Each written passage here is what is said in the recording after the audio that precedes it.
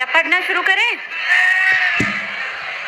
आज 5 फरवरी है, चौरा चौरी हत्याकांड के आज के दिन तो हुआ था।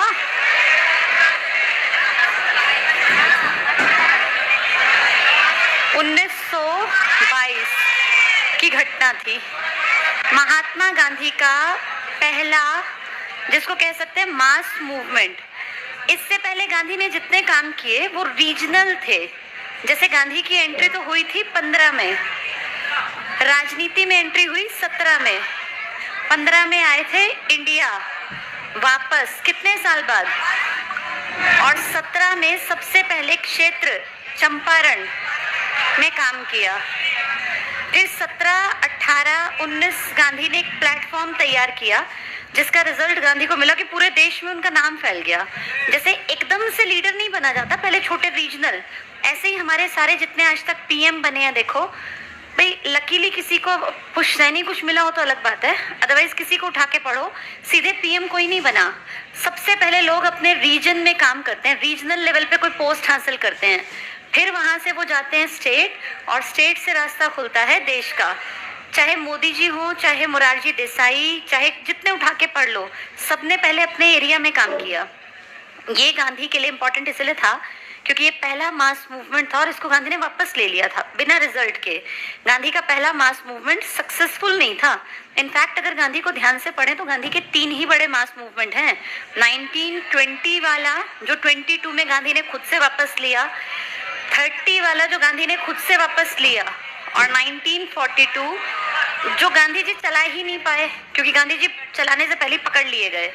इसका 1 साल है बस, 20 के दिसंबर में तो स्टार्ट हुआ था, पहले तो अपने कलेश से नहीं निपट पाए। 1920 में गांधी के ऊपर फेथ नहीं था बहुत लोगों को। कांग्रेस के मेंबर्स ने कहा कि गांधी क्या बात कर रहे हैं और इसका रिजल्ट क्या निकलेगा। 1920 का पूरा साल बीत गया। अगस्त में तिलक की डेथ हुई थी, लाल बाल पाल में 3 थे ना तिलक।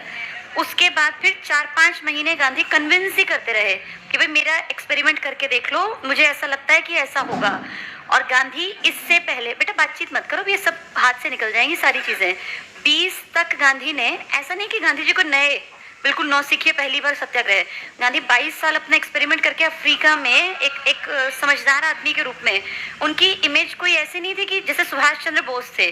बहुत लोग कहते थे कि अभी आया है जवान लड़का है, ये ऐसी जोश में काम कर रहा है, ये क्या काम करेगा। भगत सिंह के ऊपर भी ये था कि भाई जवान लड़का है, इसको समझ नहीं है। लेकिन गांधी ने जब एंट्री की थी तो कोई वो यंग नौजवान युवा लड़के नहीं थे।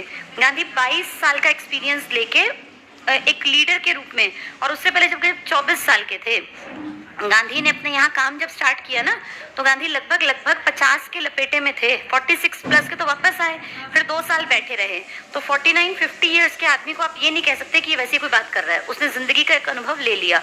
इसलिए महात्मा गांधी ने जब 20 में नॉन कोऑपरेशन मूवमेंट की बातचीत की थी तो बहुत सारे लोगों ने कहा था कि भैया जब 2 रास्ते थे, या तो नरम वाला या गरम वाला, दोनों फेल थे।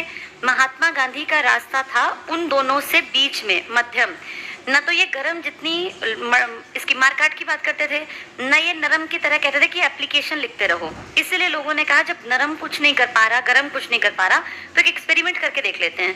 ये गांधी का पहला एक्सपेरिमेंट था, और अगर ध्यान से देखें तो इसका रिजल्ट तो 0 है, क्योंकि आज ही के दिन इस कांड के बाद गांधी ने क्या कह दिया कि मैं इस आंदोलन को स्थगित करता हूँ, वापस लेता हूँ। इसका नेट रिजल्ट क्या आया? कुछ भी नहीं। गांधी को पकड़ के जेल में बंद कर दिया गया और कांग्रेस का बंटवारा हो गया 2 हिस्सों में, एक नॉर्मल कांग्रेस जो चल रही थी और एक स्वराज दल बन गया। उस स्वराज दल ने फिर आगे हिस्ट्री में पढ़ेंगे हम कि कैसे कैसे काम किया। ध्यान से देखें तो गांधी ने इन सालों के बीच में 1 ही साल तो काम किया भाई। 20 के दिसंबर में काम स्टार्ट किया, फरवरी में गांधी को पुलिस ने पकड़ लिया कि आपकी वजह से कलेश फैल गया और लोग मर गए और ऐसा हुआ। 1930 में गांधी दूसरा चलाते हैं, सिविल डिसोबीडियंस मूवमेंट। इसको भी गांधी ने चलाया, बहुत सारे लोग गांधी के पीछे चले। इसको रोक के आरटीसी में चले गए, राउंड टेबल कॉन्फ्रेंस। वापस आए तो पकड़ के फिर जेल में। नेट रिजल्ट 0, हम आजाद तो नहीं हुए, नहीं कोई बातचीत हुई। 1942 का क्विट इंडिया मूवमेंट 8 तारीख को कहा था चलाएंगे, कल से 9 अगस्त को गांधी को नजरबंद कर दिया। फिर गांधी लंबे समय तक नजरबंद रहे। गांधी की वाइफ की डेथ यानी कस्तूरबा गांधी की मौत भी उस नजरबंदी के दौरान ही आगा खां पैलेस में पुणे महाराष्ट्र में हो गई। तो अगर ध्यान से देखें तो ना इंडिया में एक भी आंदोलन जो गांधी जी ने चलाया और जो मास मूवमेंट था वो सक्सेसफुल नहीं था।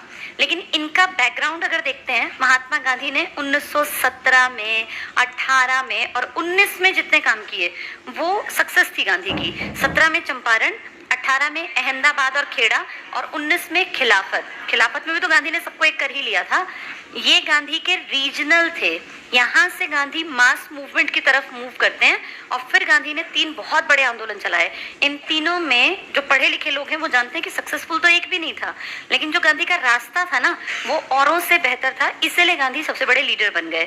देश की आज़ादी की अगर बात करें 1947 में, तो गांधी जी ने 42 के बाद तो कोई बहुत बड़ा स्टेप लिया ही नहीं था।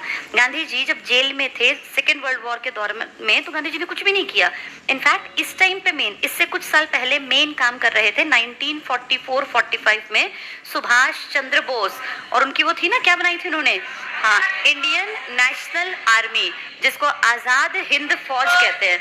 इंडिया में उस टाइम पे काम ही वो कर रहे थे बड़े लेवल पे, और उनके ही कहीं ना कहीं बातों से प्रभावित होके हमारी नेवी ने भी अंग्रेजी राज के खिलाफ एक आवाज बुलंद कर ली थी 1946 में। जब सेना दिखने लगा ना कि विद्रोह करेगी, तब अंग्रेजों ने भारत छोड़ने का प्लान बनाया। तो जैसे गांधी जी बहुत बड़े लीडर हैं, नो डाउट, लेकिन गांधी जी के कामों को जब एनालाइज करते हैं तो गांधी जी के कामों में सक्सेस नहीं मिली थी। पर बड़ी बात ये थी कि सारी जनता को गांधी ने एक साथ खड़े होना सिखा दिया कि अपने हक के लिए एक साथ खड़े होना होता है। नहीं तो हमें ये आता ही नहीं था। हम तो रीजनल लड़ाई लड़ने वाले लोग थे ना, कि वहाँ ये अपनी तांतिया टोपे लड़ रहे हैं, वहाँ फिर बेगम हजरत महल, हम तो उस तरह के लोग थे। उस हिसाब से देखें तो पूरे देश को एक किसने बना दिया, गांधी ने। चाहे रिजल्ट 0 था, लेकिन जिसको हम इंडिया कहते हैं, इंडियन नेशनल मूवमेंट कहते हैं, वो गांधी ने ही चलाए और पूरा इंडिया उन्हीं के साथ था। तो उसी सीरीज में आज वो दिन है 5 फरवरी का, जब चौरा चौरी हत्याकांड हुआ।